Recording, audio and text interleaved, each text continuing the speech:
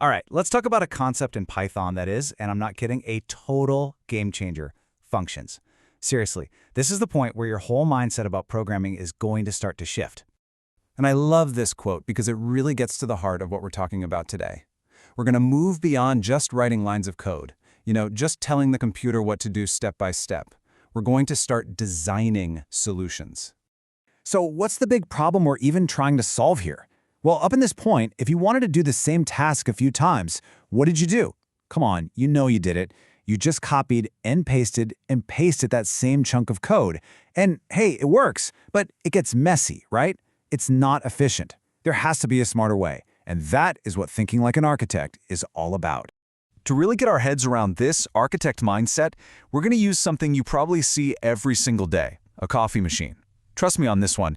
This simple, real-world gadget holds the key to understanding one of the most powerful tools in coding. Think about it.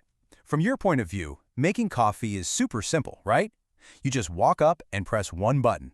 That's it. But behind the scenes, inside that machine, a whole bunch of complex stuff is happening in a very specific order. And that's the magic of it.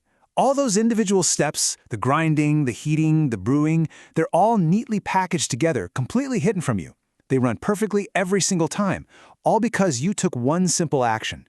We want to do that exact same thing with our code. Okay, so how do we build our own little coffee machine in Python?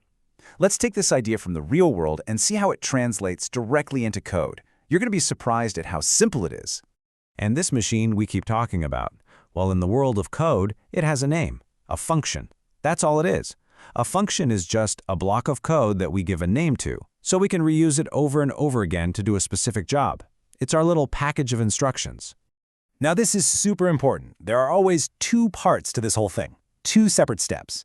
First, you have to build the machine. You have to write down the instructions. We call this defining the function. And then, only after you've built it can you actually use it. You have to press the button, which we call calling the function. And here is exactly what that looks like in Python. See that block of code starting with def make coffee? That's us building the machine.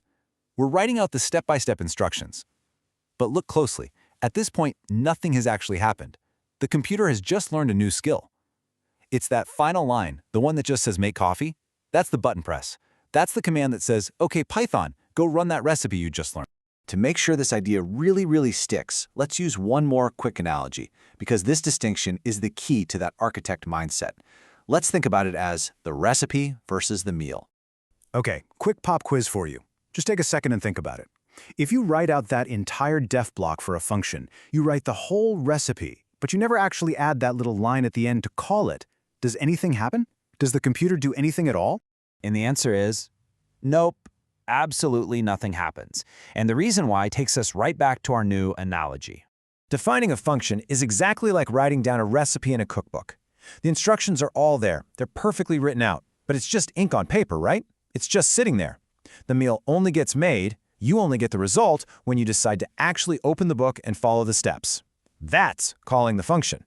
So why are we spending so much time on this? Why does this all matter?